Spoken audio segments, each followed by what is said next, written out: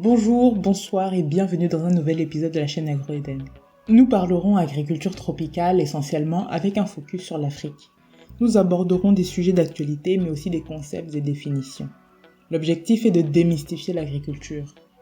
Je suis Muriel, ingénieur agronome, afropreneur. J'aurai aussi quelques conseils à te transmettre, donc si tu as des projets agricoles, abonne-toi et active la cloche des notifications. Aujourd'hui, nous allons parler de différentes idées de business en agriculture. Mais l'agriculture, c'est très vaste. En Afrique, on parle souvent d'agriculture vivrière, agriculture maraîchère, commerciale, agriculture de rente, le verger. Qu'est-ce que c'est? On commence par l'agriculture vivrière. Donc, comme tu l'entends, elle concerne les vivres, les aliments que l'agriculteur et sa famille mangeront tout simplement. Il s'agira donc de manioc, bananes, plantain, taro, macabo, etc. L'avantage avec ces cultures, c'est que tout le monde en consomme généralement, même si certaines ethnies vont préférer certains aliments à d'autres.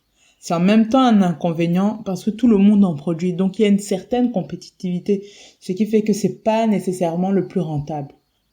Un autre inconvénient en règle majeure, c'est qu'il faut attendre plus de 3 mois pour récolter, parfois 9 mois ou 1 an comme le plantain.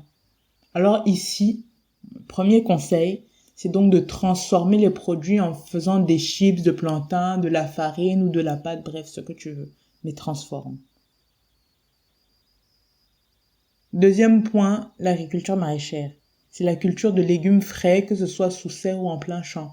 Par exemple, les tomates, les choux, les carottes, le persil, le haricot, etc. L'avantage avec ça, c'est que ça pousse vite, donc au bout de 3-4 mois, tu peux déjà récolter tes premiers produits. La laitue, c'est 1 mois. Le haricot, lui, peut se récolter au bout de 2 mois. Donc, l'avantage ici, c'est pareil. Tout le monde en mange. Les condiments aussi, tout le monde en mange. Basilic, persil, etc. Donc, ça va se vendre. Mais comme précédemment, l'inconvénient, c'est que si on en consomme régulièrement, la concurrence est forte parce qu'il y a évidemment beaucoup de ces produits-là sur le marché. Un autre inconvénient aussi, c'est que il faut s'en occuper très régulièrement. Il faut s'assurer que les plantes ne manquent pas d'eau. Il faut faire attention à désherber. Il faut veiller à ce que les maladies et les insectes ne ravagent pas les cultures. Bref, c'est une agriculture qui peut être un peu fragile, donc il faut faire attention. Pareil aussi au moment de la récolte, les tomates, elles peuvent être fragiles, donc il faut écouler très vite avant que ça ne pourrisse. Le deuxième conseil que je peux donner ici pour le maraîchage, c'est de faire de la contre-saison. Tu proposes un produit sur le marché quand tu sais que la majorité des gens ne le vendent pas. Là alors, tu peux gagner de l'argent, mais tu dois être sûr d'avoir tous les équipements et le matériel nécessaire pour réussir. Troisième point, l'agriculture de rente.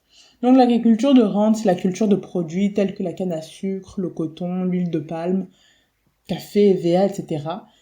Comme tu constates, ce ne sont pas toujours des aliments et pas mal d'entre eux sont destinés aussi à l'exportation. L'avantage, c'est que cette agriculture peut générer beaucoup de revenus et créer de l'emploi, évidemment, parce que généralement, ce sont des cultures qui se font sur plusieurs hectares et elles peuvent donc contribuer aux recettes du pays. Mais l'un des inconvénients majeurs, surtout sur le plan économique, c'est qu'il faut réussir à faire le poids sur l'échiquier mondial et malheureusement, tout le monde n'est pas toujours gagnant à ce niveau. Quatrième point, l'arboriculture fruitière ou le verger. Bref, c'est la culture d'arbres fruitiers, donc oranger, pamplemoussier, avocatier. Oui, l'avocat est un fruit. Donc l'avantage, encore une fois, c'est que les Camerounais mangent beaucoup de ces fruits-là, surtout quand c'est la saison. D'ailleurs, je pense que je vais faire aussi une vidéo des produits, des fruits produits à chaque saison. Comme ça vous permet de savoir quand acheter, quand est-ce qu'il faut faire peut-être attention, quand est-ce que ça va coûter un peu plus cher, etc. Bref, ça se vend super bien, donc ça peut être très intéressant. L'inconvénient, c'est que la production du fruit à partir du moment où vous plantez le jeune arbre peut être longue. Des fois, il faut attendre 3 ans ou 4 ans avant d'obtenir des fruits. Donc si vous misez tout sur les vergers, vous ne gagnez pas d'argent entre-temps. Puis l'entretien d'un verger nécessite des investissements en temps et ressources financières. Mon conseil à ce niveau, donc pour le verger, donc le conseil numéro 3, c'est pour soutenir la commercialisation, mettez-vous en coopérative ou autre organisation de producteurs pour accéder à des marchés rentables et très important, si vous pouvez faire de la transformation aussi, faites-le. Voilà, je pense avoir fait le tour. Par exemple, dans l'entreprise Agro-Eden, on fait de la production vivrière. On se focalise pas mal sur le manioc et le plantain. Un peu de maïs aussi. On fait également du maraîchage avec quelques légumes frais, de la production fruitière, avocats, mangue, goyave et quelques autres, citrons aussi un petit peu. Et aussi un peu de production de rente.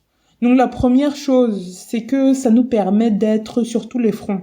Donc si les tomates ne marchent pas, on va miser sur le plantain ou les avocats. En plus, en tant qu'ingénieur agronome, je peux conseiller tout type d'agriculteur parce que je connais les difficultés que chacun traverse.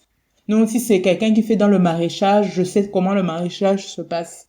Si c'est quelqu'un qui est dans le fruitier, je sais comment le fruitier se passe aussi. Quatrième et dernier conseil, c'est à toi de voir. Si tu en as la capacité, je te conseille de tout de suite planter des arbres fruitiers. Et en parallèle, tu mises sur des cultures qui ont un cycle court. Comme ça te permet de générer un retour sur investissement assez rapide. Voilà, c'est la fin de cet épisode. Si tout ce que je viens de dire t'intéresse ou voilà, ça te donne des idées, n'hésite pas à t'abonner, n'hésite pas à activer la cloche des notifications, à mettre même des commentaires. Je serai ravie d'y répondre. Et je te dis à très bientôt. Merci beaucoup. Au revoir.